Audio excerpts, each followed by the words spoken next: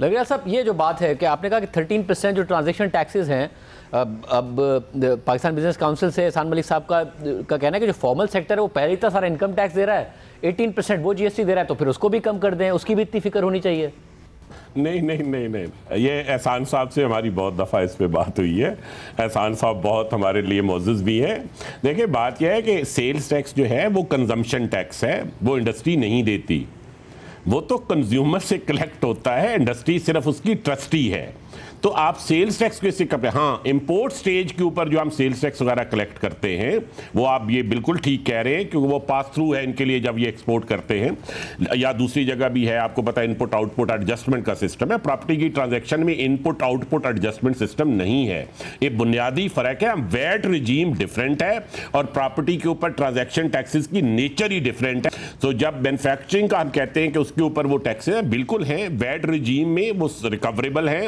लेकिन ये बात से मैं एग्री करता हूं कि जब हम इंपोर्ट स्टेज के ऊपर एडवांस में ले रहे हैं, जो बाद में हो जाता है एडजस्ट, या इनकम टैक्स ले रहे हैं, उसे कम करने की जरूरत है। ये मैंने बहुत शुरू में आपको ओपनिंग स्टेटमेंट में कहा था कि वो नहीं होना चाहिए।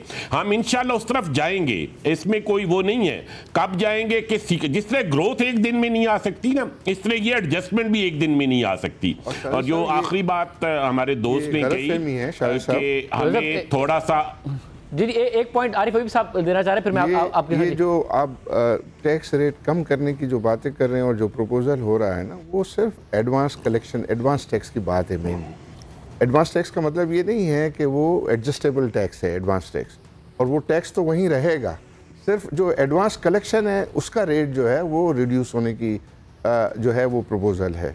तो उसको जो है वो मेनली जो है वो बड़ी चीज़ जो है वो ये है, और जो बहुत सही सोच है लंगड़ियाल साहब की, कि वो ट्रांजैक्शन टैक्स आप अप फ्रंट इतने पैसे जो है ले लेते हैं, वो टैक्स तो उनको देना ही है। ये नहीं है कि टैक्स कम हो जाएगा उससे, उनको टैक्स अभी अप फ्रंट देना है, या उनको टैक्स जो है वो जब ड्यू होगा जब देना है। जी लंगड़ियाल साहब, आप कोई आखिरी पॉइंट देना चाह रहे थे, फिर मैं तब्बा साहब की तरफ जाता हूँ। जी वो मैं बेसिकली ये कह रहा था कि ये अभी जो बात की ना कि जी क्या हमें 6% 8-7% पे ग्रो कर सकते हैं या 4-4.5 पे करना, ये सर डायनेमिक इक्वेशन होती है। अगेन ये हमारे ज़हन में जो फिगर्स है ना, ये सारे हमारे प्रीवियस एक्सपीरियंस का नतीजा, और वो एक्सपीरियंस बहुत यूजफुल एक्सपीरियंस है, मैं उसको बिल्कुल डाउन प्ले नहीं कर रहा। मगर हमने इन एरियाज में कब काम किया है? आईटी के ऊपर बहुत मेजर एक काम हो रहा है, गवर्नमेंट कर रही है, हमारे आईटी के सेक्टर प्राइवेट सेक्टर से आए हुए हैं। हम इस वक्त जो आईटी ग्रेजुएट हम अच्छी क्वालिटी के पैदा कर रहे हैं, उस कंस्ट्रेंट को दूर करने की कोशिश कर रही है गवर्नमेंट। अब अगेन वो बात मीडियम टर्म की है कि उसके नतीजे में जो रिजल्ट आएंगे, क्या वो आ जाएंगे? नहीं आएंगे। मैं एक और बात भी आपको बताऊं, ये जादू वाली जो ग्रोथ है ना, ये सस्टेन नहीं कर सकती। ग्रोथ वही सस्टेन करेगी जो आहिस्ता आहिस्ता ऊपर जाएगी, क्योंकि वो हार्ड फाट, hard one, hard earned growth होगी। जो हार्ड अर्न नहीं होगी वो वापस आ जाएगी।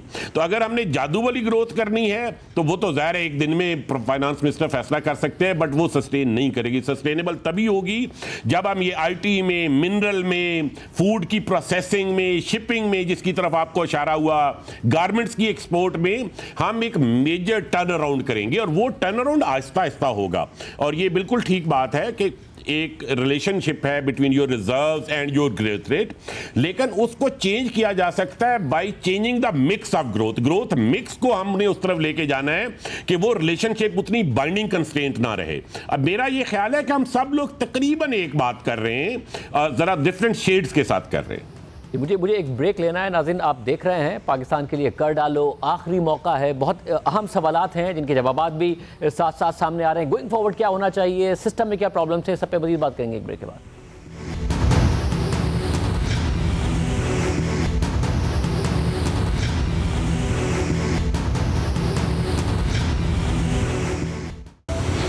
ट्रांसमिशन में एक दफ़ा फिर खुश आमदीद। जी तब साहब, ज़ाहिर आपका दोनों तरफ से ताल्लुक़ है। अगर ज़ाहिर कंस्ट्रक्शन सेक्टर ग्रो करता है तब भी आपकी इंडस्ट्री को फ़ायदा होता है, अदरवाइज़ भी आप मैन्युफैक्चरिंग और दीगर इंडस्ट्रीज से वाबस्ता हैं, ऑटोमोबाइल से। किस तरीके से आगे बढ़ने की हमें यहाँ से ज़रूरत है, क्या करें? देखिए, हमने काफ़ी एरियाज़ में बात की है जिसमें एक्सपोर्ट का बार बार जिक्र आ रहा है, और आई थिंक सुहेद ने या एहसान साहब ने कहा कि एक्सपोर्ट पे जो पिछले बजट में जो टैक्सेशन रिजीम है जो 2% इन्होंने मिनिमम टैक्स और फिर फाइनल टैक्स रिजीम जो भी 29% प्लस 10%। तो जब आप एक्सपोर्ट सेक्टर जिनकी ऑलरेडी कंपटीशन बहुत ज़्यादा है, आपने बहुत सारे मालिक के साथ आपको कम्पीट करना होता है और आपका प्रॉफिटेबिलिटी कम होती है और उसमें इतनी हैवी टैक्सेशन हो, तो जो आपके पास जो इनकम बच जाती है तो वो री इन्वेस्टमेंट के लिए काफ़ी नहीं है। बिकॉज एक्सपोर्ट वो इंडस्ट्री है शाजी साहब जिसमें आपको कंटिन्यूस री इन्वेस्टमेंट की इसलिए ज़रूरत है कि आपका कंपटीशन पाकिस्तान में नहीं है, आपका कंपटीशन ग्लोबल प्लेयर्स के साथ है। तो जब आप बहुत ज़्यादा टैक्सेशन एक्सपोर्ट सेक्टर से एक्सट्रैक्ट कर लेते हैं तो इनकी जो अर्निंग कैपेसिटी, जो रिटेन अर्निंग इतनी कम रह जाती है कि वो इनफ नहीं है कि वो अपने आप को BMR भी कर सकें, मॉडर्नाइज भी करें और साथ साथ ग्रोथ और नए प्रोजेक्ट्स की तरफ भी जाएँ। तो मेरे ख्याल में अगर हमें एक्सपोर्ट को सीरियसली कंसिडर करना है तो टैक्सेशन पॉलिसी को दोबारा से रिविजिट करने की ज़रूरत है। दूसरा देखिए, रियल एस्टेट का मैं बहुत नहीं, लेकिन हमारा भी चूँकि रियल एस्टेट में एक्सपोजर है, बहुत सारे कंप्लाइंट है, जैसे रीट है जो 100% कंप्लाइंट है। प्रॉब्लम ये है कि मेजॉरिटी जो कंस्ट्रक्शन इंडस्ट्री है ना, उसमें जो वैल्यूएशन है, जो आप ज़मीन खरीदने जाते हैं, अगर 5 लाख की ज़मीन है पर गज़, तो उसकी रजिस्ट्री हो रही होती है 2.5 लाख में।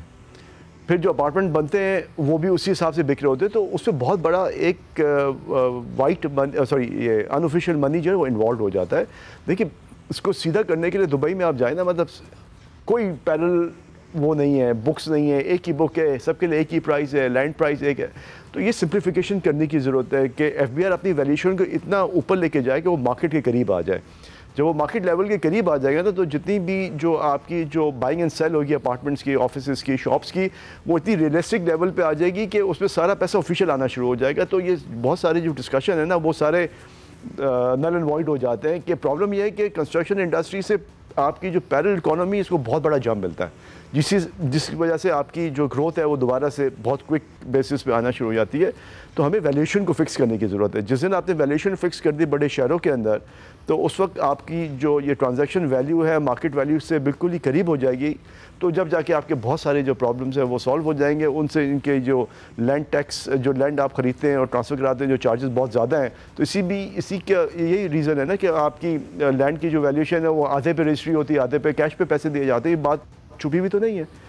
तो यही चीज़ जब बाकी शहरों में और मुल्कों में ये इस्टेब्लिश है और इतनी बड़ी इंडस्ट्री है कंस्ट्रक्शन की, जो मैं आरिफ भाई से एग्री करता हूँ कि ये बहुत बड़ा सेक्टर है जो GDP को ग्रोथ करता है, ख़ासतौर पर लो कॉस्ट हाउसिंग है, मिड कॉस्ट है, हाई एंड है। बट उसको फिक्स करने की ज़रूरत है, रादर देन कि हम कहें कि इसको हम डिस्करेज करें, बट इसके जो प्रोज एंड कॉन्स है ना, उसको ठीक करने की ज़रूरत है ताकि पैरेलल इकोनॉमी क्रिएट ना हो आपकी, और जो ब्लैक पैसा है ना वो उसके अंदर पार्क ना हो आपका रियल एस्टेट के अंदर। ये पैरेलल इकोनॉमी और ब्लैक पैसे की आप बात कर रहे हैं, मैं सारे आखिर में बिल्कुल सबका लास्ट ओपिनियन चाहूँगा। तब साहब, इसमें मसला ये कि जब इंटरेस्ट रेट्स नीचे आ रहे हो, पाकिस्तान में हमने ट्रेडिशनली देखा है पैसा होता है लोगों के पास। अब पैसा आ गया मार्केट में, पैसा आ गया तो उसको एवेन्यूज़ चाहिए, कभी डॉलर में चला जाता है, कभी प्रॉपर्टी मार्केट में चला जाता है। अब जबकि ये सिनेरियो आ रहा है तो ये कहाँ जाएगा? खुदा ना खास्ता फिर ऐसे एवेन्यूज़ में जाएगा जिससे बबल बनेगा, या आपको कुछ ऐसे एवेन्यूज़ नज़र आ रहे हैं जो कि कहीं इंपोर्ट सब्स्टिट्यूशन, कहीं एक्सपोर्टेबल सरप्लस इसमें कंट्रीब्यूट करेगा? नहीं, मैं आपको कह रहा हूँ कि आप वैल्यूएशंस ठीक कर दें तो आपका पैसा बिल्कुल सही जगह पे आके लगेगा, जिसमें रेवेन्यूज़ भी सही होंगे। और जिस तरह से बाकी कॉर्पोरेट टैक्स है कि अगर आपका जो प्रॉफिट है उसमें 29% नॉर्मल टैक्स है, 10% आपका सुपर टैक्स है, जो कि नहीं होना चाहिए सुपर टैक्स, पर जो है टेम्प्रेरी। तो आई थिंक नगरान साहब को, बिजनेस कम्युनिटी को और पाकिस्तानीज़ को बायलाज एक रोड मैप इन्होंने कहा कि हम देंगे, तो हमें बताएं रोड मैप के जो टैक्स आप रिड्यूस करेंगे over the period of time, 1 साल, 2 साल, 3 साल, ताकि एटलीस्ट क्लैरिटी आ जाए ना कि सुपर टैक्स कब चला जाएगा, सैलरी क्लास में जो टैक्स है वो कब कम होगा, GST जो 18% है, क्या ये अभी हम इसको मेंटेन करेंगे या उसमें भी हम कमी लाएंगे। तो रोड मैप की और क्लैरिटी की ज़रूरत है। दूसरा जो बहुत बड़ा इंपॉर्टेंट है, जो कहते हैं ना कि एलिफेंट इन द रूम, वो है हमारा एनर्जी सेक्टर। अब ये एनर्जी सेक्टर को जब तक हम डीरेगुलेट नहीं करेंगे ना, तो ये आपका जो burden on industry, consumer, commercial, वो ठीक ही नहीं हो सकेगा आपका। तो इसमें ज़रूरत यह है कि आप इसको पूरा जो मॉडल है ना, ये जो अभी तो गवर्नमेंट बायर है, वन बायर है, जैसे one buyer market basically government buy करती है, गवर्नमेंट सेल करती है, और इसमें जो इनफिशिएंसीज होती हैं, जितनी भी लाइन लॉसेस, ट्रांसमिशन लॉसेस, चोरी, नॉन रिकवरी, बिकॉज ये तो सेक्रेटरी पावर है, लंगराज साहब से तो मेरी काफ़ी इन चीज़ों में गुफ्तगू रही है, तो वो इनफिशिएंसी आप कंज्यूमर को पास कर देते हैं, बिकॉज आप कहते हैं कि यार हम सिक्योर्ड डेट अफोर्ड नहीं कर सकते, IMF की वजह से हम सिक्योर्ड डेट को हम नहीं कर, तो आप करते हैं कि जो भी टैरिफ आपका जो लॉसेज हैं वो आप कंज्यूमर को कहते हैं आप पे कर दें। देखिए, privatisation of discourse is very very important. ताकि ये इसकी सेक्टर में एफिशिएंसी और इम्प्रूवमेंट लाने की बहुत ज़रूरत है। जब तक आप एनर्जी सेक्टर को फिक्स नहीं करेंगे ना, पाकिस्तान का जो इंडस्ट्रियल सेक्टर है ना वो ग्रो नहीं करेगा। और जो इंडस्ट्रीज लग गई हैं वो ऑलरेडी पेनफुल स्टेज पे हैं। स्टील ख़ास तौर पे, बहुत सारी और इंडस्ट्री जहाँ पे एनर्जी का है, टेक्सटाइल है, वो पेन नहीं बर्दाश्त कर सकेंगे, वो कोलैप्स हो जाएंगे। और नुकसान ये होगा कि फिर आप वो चीज़ें इंपोर्ट करना शुरू करेंगे पाकिस्तान के अंदर।